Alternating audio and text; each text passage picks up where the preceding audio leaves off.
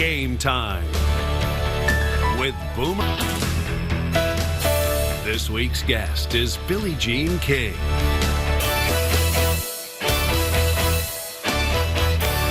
Presented by Geico.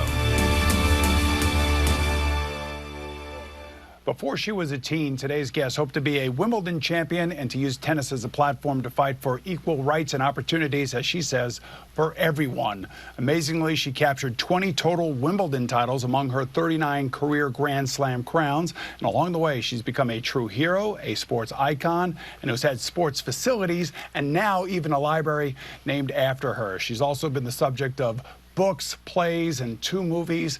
Ladies and gentlemen, the living legend herself, Billie Jean King. Billie Jean, welcome to Game Time. It's great to... Thank you for my action figure, too, by the way. You're very welcome. I appreciate that. You and I have known each other for quite some time. Do you remember the day that we first met and where we were? Now, I'm not trying to ambush you because you are ambushing me. No, but this was a day that changed my life for whatever reason, because I went into a room to meet somebody. I think it was January 28th, 2000.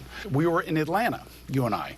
I didn't know you were there, and I went backstage to go meet a friend of yours, and his name was Elton John. I know exactly. Now you remember. Yes. I walked into his green room to say hi to him because I finagled my way back there, and at that point in time, I was still somebody in the NFL. And I see you sitting there, and I see him sitting there, and I'm like, I don't know which way to go.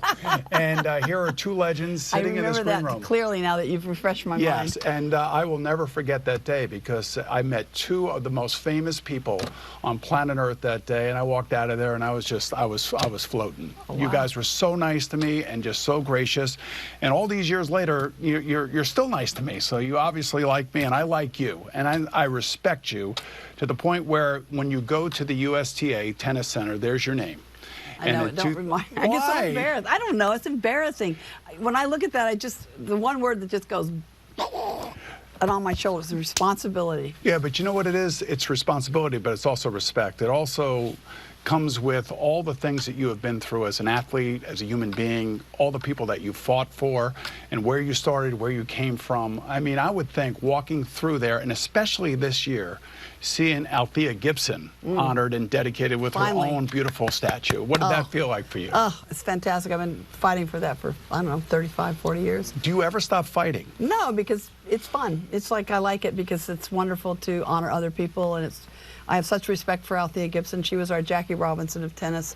An African-American wasn't allowed to play in any tournament until, white tournament anyway, or USLTA tournament until 1950. She was the first one to win a major, 56, won Wimbledon, 57, 58.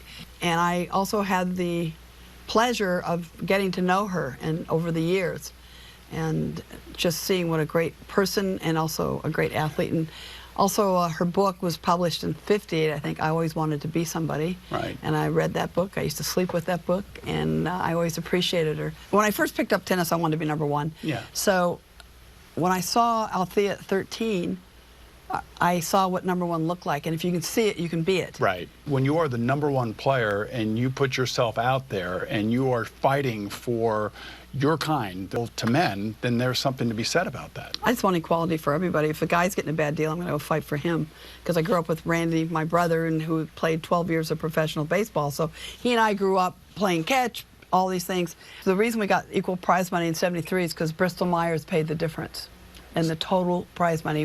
I think we're at 37.5% of what the guys were getting. Right. And I went and talked to sponsors because I had to go talk to the tournament director, Billie Talbert, about it. Yes. And I just said, would all of you be willing to do it together or that? I know it's a big ask. I know it's a huge ask, but I really want equality, and I know you guys will make the difference. And Marvin Kozlow and Bristol Myers said, we'll do it. What were the other players saying to you at the time? Some were unhappy, some were very happy, but we had a nucleus of players that really made the difference. The original 9 in 1970. Yep. That was the birth of women's professional tennis in 1970, why players are getting what they are today. I'm just amazed that with all this going on in your life and everything else, that you could actually be the #1 female tennis player in the world when this is all going on. Well, it's kind of like what you did with the strike. Back in 1987. When you were #1 in '87. Yeah, but we ended up having a losing record that year when we finally went back to work. I know, but you had to you have to make these stands along the way, and you just have to do it. You have to cross the line in the sand, and want to make a difference. I mean, I always envision the future and the future generations when I'm trying to usually do something. I always think of the vision, and then how can I make it a reality? And you never do it alone. You always have to get everybody around you and try to figure it out. Got to be a leader. Got to lead, got to step up, and hear other people. Listening is really important. And so those are the things that can happen, but you have to. I don't know how you can't do it. I don't know. I've been that way since I've been a little kid. I think I speak for many people that have watched you over the years and say thank you for all of those things that you believe in your heart. And we're going to get to that with more with Billie Jean King as we just get warmed up here on Game Time right after this.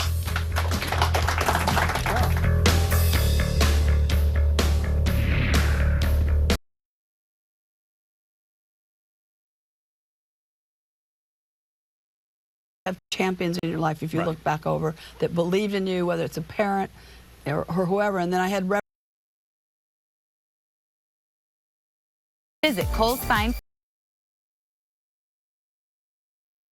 You're watching Game Time with Boomer Esiason, brought to you by Geico. You know, Billie Jean King grew up in Long Beach, California, and she credits many of her values to her family. And she says, my parents definitely had grit because they had an unyielding courage in the face of hardship. You don't do anything alone. You always have champions in your life, if you look back over, that believed in you, whether it's a parent or whoever. And then I had Reverend Bob Richards as my minister. First Wheaties box ever. First Wheaties box ever. Yes. If you ever hear him, he was an amazing motivator, so inspirational to me. You are proud about how you grew up, where you grew up. Long Beach is a great city. Right, and the way that your parents were. They were blue collar, they loved Dad sports. was a firefighter, and my mom eventually started working with Tupperware and Avon selling. And because Randy and I went through a lot of shoes and things. That was the hard part. And then they had to remember, my parents had to get Randy to a baseball game and had to get Billie to a tournament.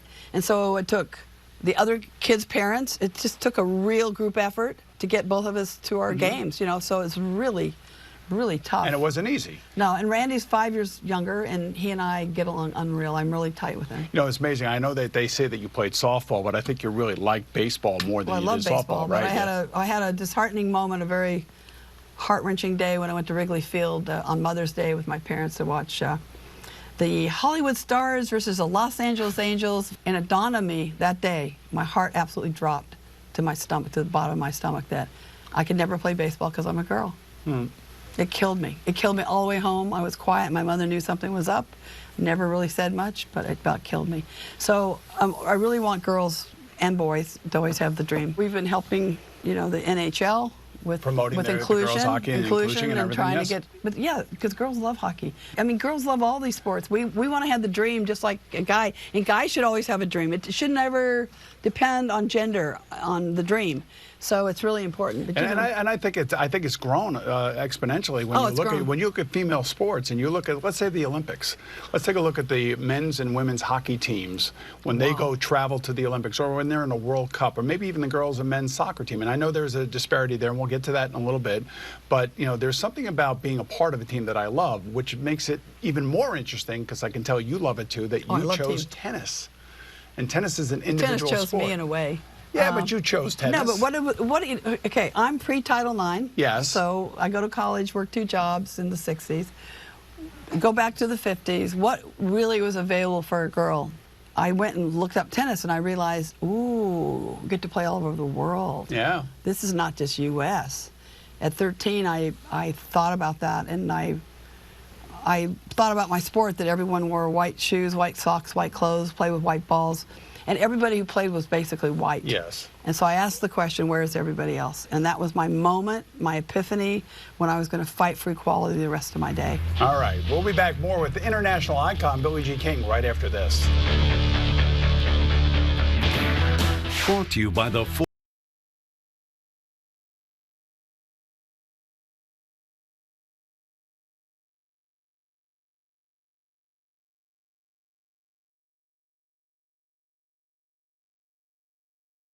could talk to you forever. A huge part of legend Billie Jean King traces back to her historic victory over 55-year-old hustler and former champion Bobby Riggs in what was billed as the Battle of the Sexes.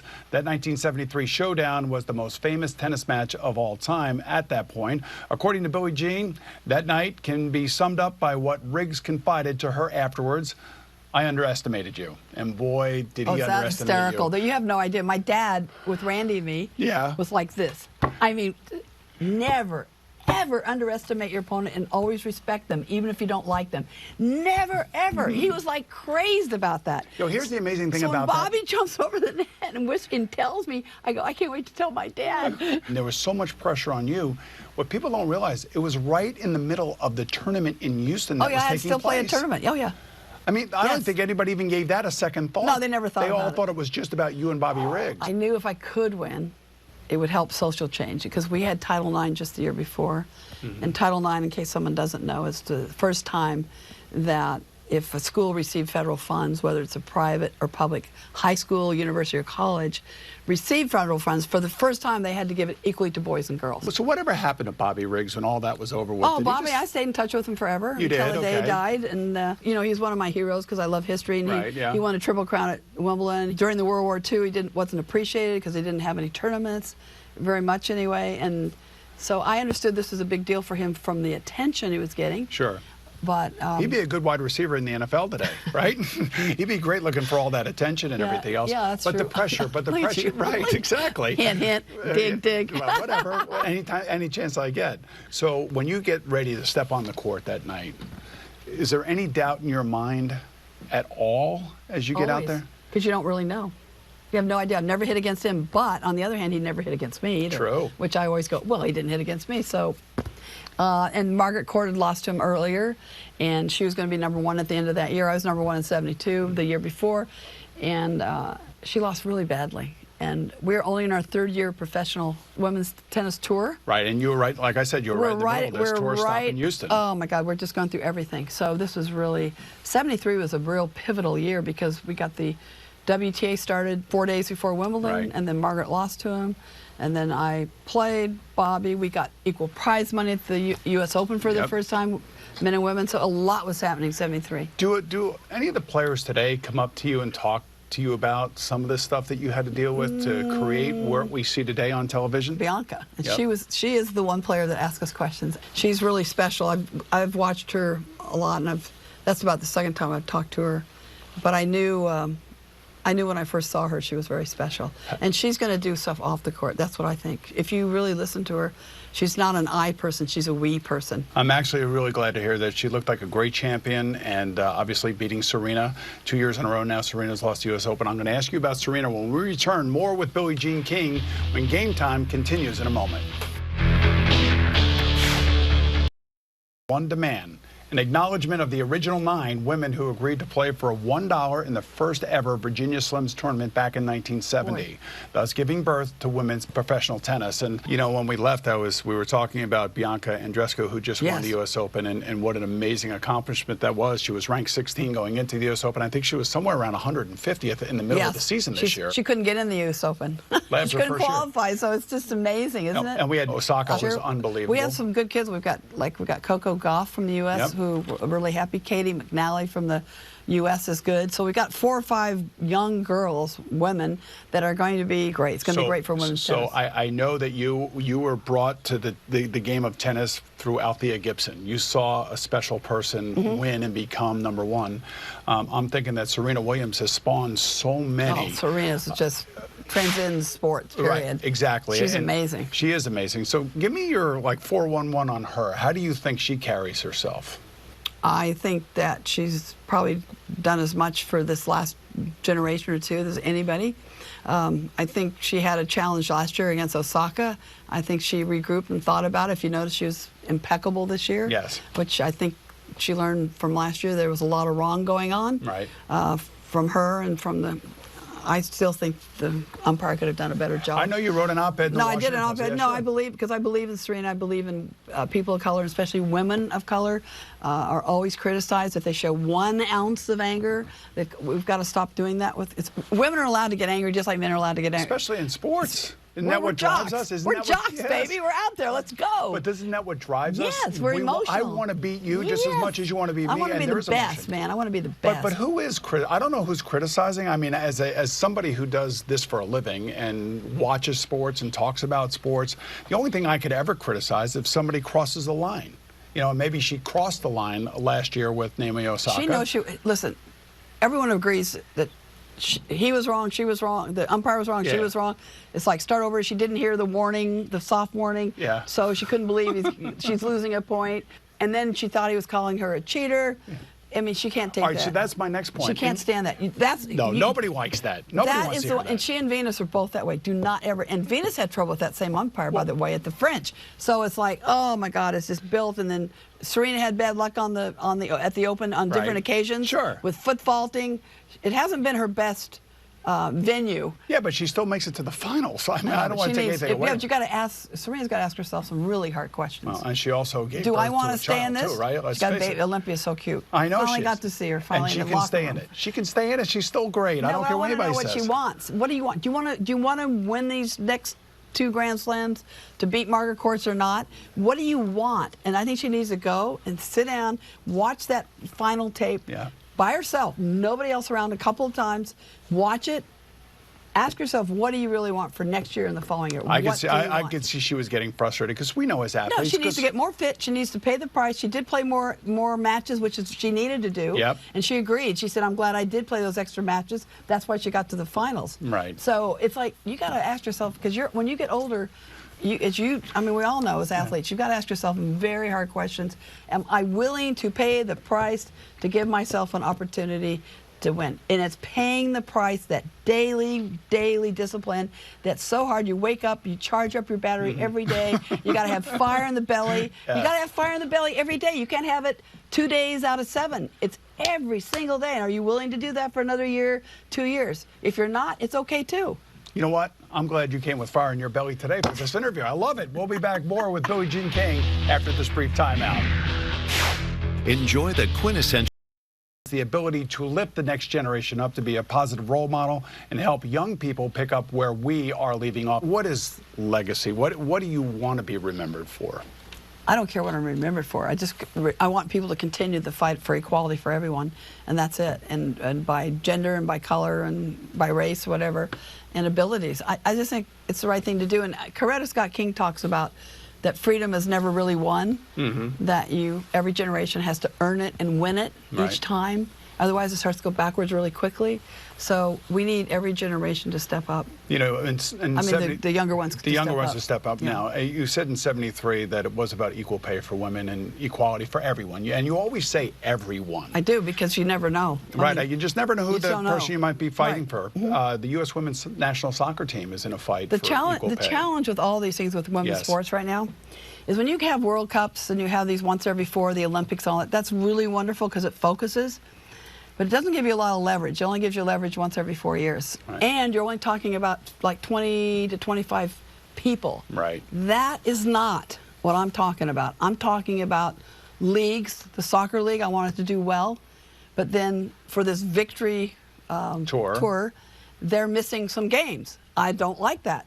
I think it's bad. I want the best players playing in that National Women's Soccer League every day. Right. So they're missing because of this victory tour, because in their contract they have to.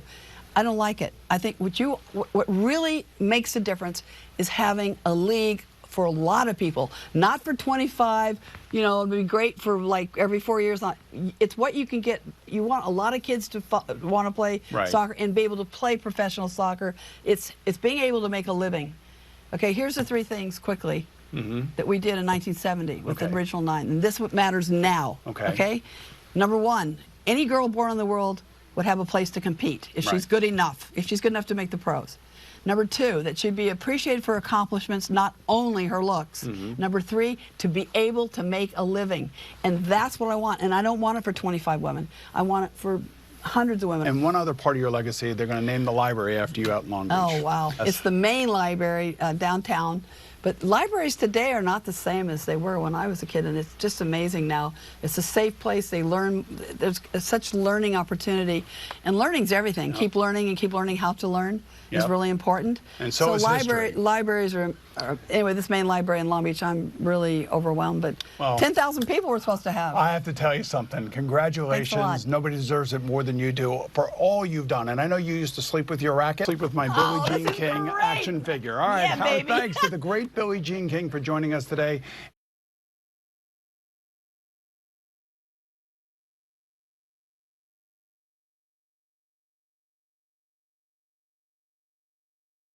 And right here. All right. Thanks, man. That was awesome. Thank you. My dad, with Randy and me, was like this. I mean, never, ever underestimate your opponent and always respect them, even if you don't like them. Never praised about that. Yo, here's the amazing thing so about when Bobby jumps over the net and whiskey and tells me, I go, I can't wait to tell my dad. With Boomer Esiason.